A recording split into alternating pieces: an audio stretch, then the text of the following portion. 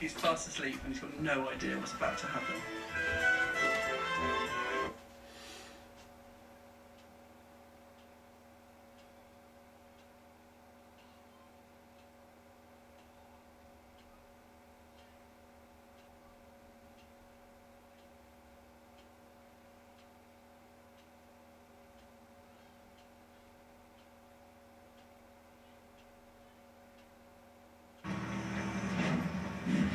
Looking for a cellar of dead soldiers, and this has been a really big underground space. It has to be it. Hang on.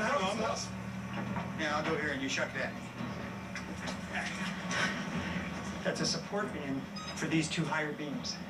Okay, right. Do you agree? So what, roof falling down? I have no idea. All I know is that that's a structure underneath these two beams. Look, that's a wall, because you've got 1, 2, 3. It was nothing like the stone farm cellar the team investigated yesterday. We found a structure about 2 or 3 meters square. Really exciting. There's a floor there now, so what I'm basically trying to do is just dig that whole thing out and it'll be pretty much done. Was this a military structure, or was it just a farmhouse? Did it ever contain German soldiers, dead or alive? We just needed a clue. Wait. Oh.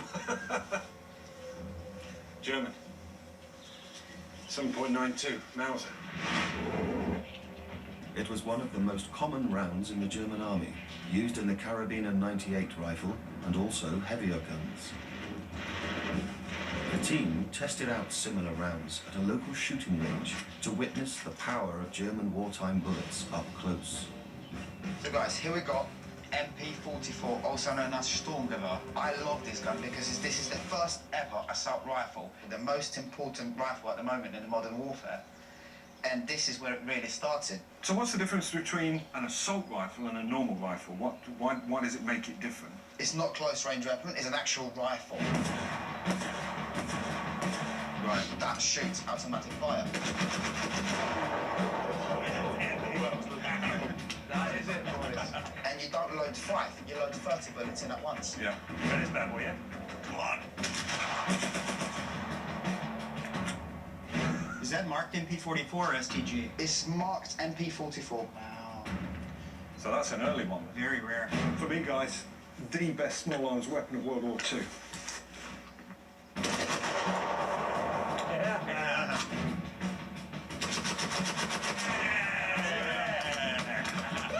MP44, Eastern Front, epic. Back at the hilltop, all the team have to show for their dig is German ammo.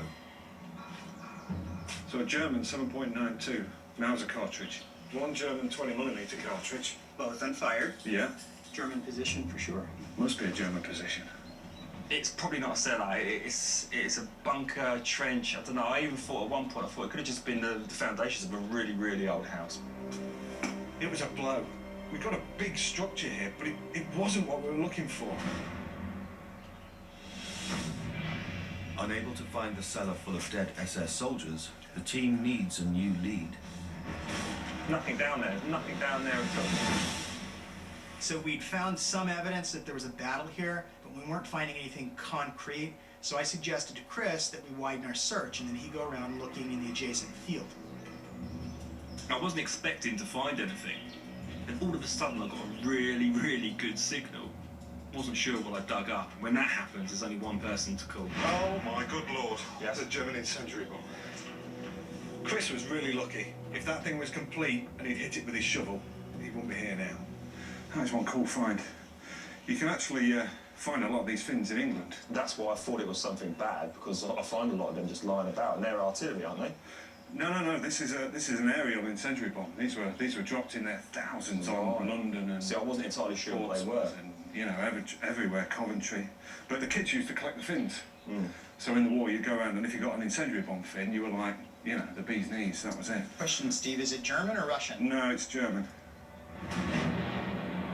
The port town of Liepaja was vital to the German supply line, and as the Russians got closer, it appears the Nazis used everything they had to try and stop them, even using incendiary bombs like this, normally used for dropping on cities. You know what that means? The Germans were bombing this hill, Yeah, not the Russians. not the Russians. Right, I see. So what that means is, although this hill could have been owned by both Russians and Germans at different points in time, that tells me that this was a Russian hilltop at some point during the battle. Yeah. If the hilltop changed hands and was occupied by the Soviets, this was bad news for the search. But the Russians would probably have used the buildings, taken the equipment, and dumped the bodies elsewhere. The team's best option now is to move on. I don't give up easily, and for us, failure's not an option. We had to find something concrete that would give us a clue. A piece of ordnance, a body, something to tell us what happened here. So the team carry on the hunt, following the path of the German retreat north from the hilltops to the trench lines behind, where locals had said fierce fighting had taken place. But with no hard evidence, it's down to Craig's tactical know-how. Okay, so if I was a German officer, I'd put my fighting positions right along that tree line on the front slope of the hill. Yeah. You know what? This place would have been a living hell that day. Yeah. Good luck, buddy. Take care. Find some stuff, eh? While Craig, Chris and Stephen scout high ground to the north, Adrian investigates what looks like an abandoned German foxhole. Well, I've got a signal at the moment. It's quite deep. I don't know what it is. It could be something precious or something dangerous. I've dug quite deep, so it shouldn't be too far. It's so easy to mistake ordinary objects for extraordinary things. You see things which are not there. Guys! Hello? We're down! Come here quickly! Yeah, we're coming, buddy! What's up? What would you say that is? It's a skull to me. It's a skull. Yeah. Yeah, that's a bit of skull, all right. Guys, get the spades Yeah. and dig a massive hole around it very gently. Where this body is an old trench. This guy's either fallen in battle or he's been tipped into there after the battle. So we found a bit of human skull, and when you find that, it just makes it feel like everything was worth it. I reckon there's a team.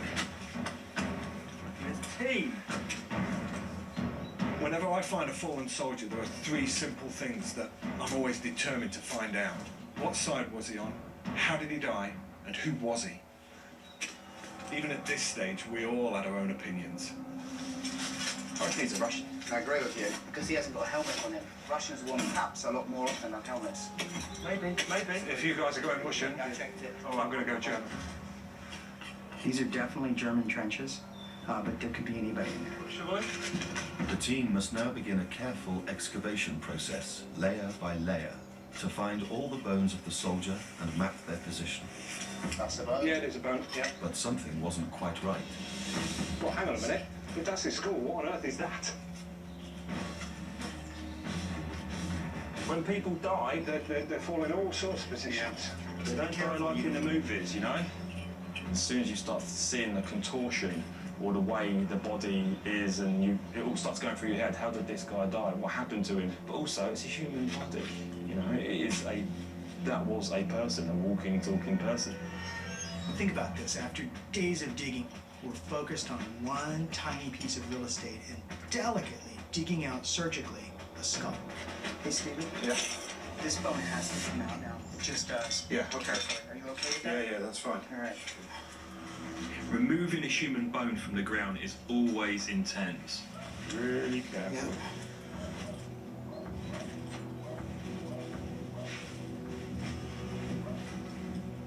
So that's his leg? I think that's his leg. Here. Oh, what on earth is his leg doing all the way up there? The man's leg bone was above his head, so he'd been blown to pieces, basically. And the likely culprit was not far away. There you go, bit of shrapnel. If this was to hit you, it would rip your flesh apart, it would rip your bone apart, it would rip your internal organs apart. Horrible way to die. This appears to be evidence of an artillery bombardment against this defensive trench. Now to see if even more answers are deeper down in the earth. You know what? The skull's ready to come out. You found him, Adrian? You take it out. I feel one. All right? Careful, brother. That's it. Good job. Just There's some roots going through it. yep. There you go. Don't want to say nothing, boys. There are no words to describe holding someone's skull in your hand. In this case, looking at it, half of it's missing, it's damaged. It was very clear this guy met his fate in bloody combat. I mean, this guy's been through one hell of an explosion. There's a big piece of skull here that's almost sheared completely off. We've got a leg above his head. This guy's been, he's been blown to pieces. I mean, that's just terrible. I mean, it feels like the time sort of stopped for this guy, you know, 60, 70 years ago. I don't see it as a skull, that's a person. And he was probably my age or younger. So, you know, it's an emotional moment. Yeah, well said.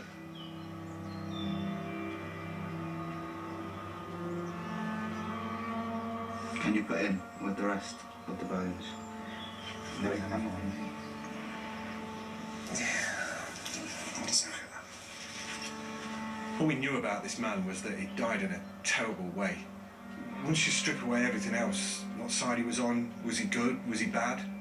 You've got a person that died tragically young. Somebody loved this guy, you know? Somebody loved him. Somebody missed him. And, you know, here he is, 1945, he gets left in a hole. We're digging him out. It's pretty powerful. Pretty powerful. It was very emotional, but we had to stay focused because we had to find out who was he, or at least what side was he on, to be able to get him buried in the right graveyard. Okay, what have I just found? Boys, Burn it up. PSH, yeah? looks like it. In with him. Oh yeah, looks like a Russian PPSH cartridge. That was the Russian submachine gun that most of the Russian soldiers used. And the Germans loved that weapon. And if they ever got one in combat, they would use it themselves. So, possibly Russian, but no definitive proof. And this is unexpended. In other words, it's not fired. Yeah, I know. Yeah. Why's he got unfired rounds around his head? So what we've got here at the moment is a mystery. We don't know if this guy's a Russian or a German. We've got Russian cartridges in there, but it doesn't mean anything really. With the daylight fading, the team must redouble its efforts to search for identification or any other information about the fallen soldier. I've just seen something. Oh, you've got a button. Well done. Button, and it's a Russian tunic button. Beautiful. Well done. Excellent. Good spot. Good find. My gut told me this guy had been an unlucky soldier in Stalin's Red Army. We've just had another look at that button that we came up with earlier. Oh yeah. This isn't Russian. This is German. Oh. This is like off a bread bag, something like that. Right. Okay. This is German.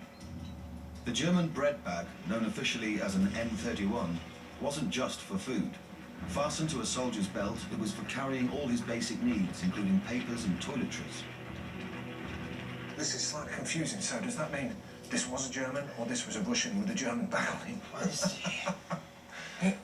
It's ironic that the more we dig, the less we understand about this guy. It looked like a 50-50 call, whether he was Russian or German. And you might not think that's important, but it is, because if you get it wrong, you're going to send him to the wrong graveyard. As night falls, with no identifying dog tags uncovered, the team wants to find items that can at least point to the fallen soldier's nationality. So at the moment we're looking for some sort of identification of this guy. See if he's German or Russian. But at the moment, just finding a hell of a lot of shrapnel down there. And buttons, German buttons. With Russian rounds all around him. No answers. No answers at all. Okay. Well, if he's that close to a huge explosion, his weapon could be 100 yards that way, 100 yards that way, in pieces. See, if you're gonna get hit by shrapnel, whoosh, the dog tags could fly off any direction. Yeah. Your gun could fly off in any direction. Yeah. Any metal that's on your body could just get annihilated and shot in any direction. No weapon, no helmet. But again, weapon could be there, helmet could be there, dog tags could be there. If this thing's blown him apart as much as we think he has, the chances of him actually being with him and on him is actually, if you think about it, quite limited. Yeah. An explosion doesn't just rob a man of his life. It takes away his identity. Everything is gone. That bone needs to remove it. Okay, we have something odd here. Why? Oh shit, that's not a grenade pin, right? That is an absolutely unbelievable find. It's a shaver. It's a razor. This is the guy's razor. Wow. Last time I did that, it looked just like that. It was a I grenade wondered pin. why you were getting out of the hole then. You found... You have it. You just found his razor. The guy was shaving with that. Wow. Wow. That is an unbelievable find. That is amazing, isn't it? So personal. How personal is that? Just incredible. That's absolutely amazing, isn't it? He used that perhaps daily, part of his life. Very, very personal. Wow, phenomenal. Just makes you feel that little bit closer to the guy. He was the last person to touch that apart from you. Yeah. I know my relics, and this was a German Wehrmacht safety razor. Finally, after all the looking, we found a piece of evidence to strongly suggest that this guy was German. Most of us thought this guy was a Russian, but credit to Steve, he's got an uncanny intuition about these things. He's sort of right all along. Stephen, you said he was German, right? Based on the buttons, I've seen them somewhere before, and you know, the other thing that makes me think he might be German is that razor's actually a good razor. Yeah. Would a Russian really have a razor that good? The team can't identify this soldier by name, but on the balance of evidence, including the razor and breadbag, the strong probability is that he was German. After further checking, his remains will lie in a German graveyard. Yes, we cannot put a definite name to that person, but even to be buried as an unknown German soldier, I think that person died brave and deserves a normal grave, regardless of the nationality or whoever he was. Because this is not a place to be buried in like that. No, it's not. You know, it's funny. Russian front is so big, right? It's just big. Just makes it feel small and personal. Yeah. Yeah. And you take a, battlefield from a history book, and now we're standing with one story. The team has found evidence of ferocious fighting on hilltop positions and in trenches. Really, really brought home to me how terrified and tired the young soldiers would have been on both sides. We'll never know the name of the German soldier we found. What was important was that we got this guy away from the horrific place that he died. And we would be able to bury him with honour. At a German war cemetery in Latvia, it's now time for this soldier to make his final journey. This place is serene, it's calm, it's beautiful, which is completely the opposite of the hell that he would have died in. Shrapnel flying everywhere and his friends dying. It feels right that we brought him here. It's the fallen soldier. Oh, this.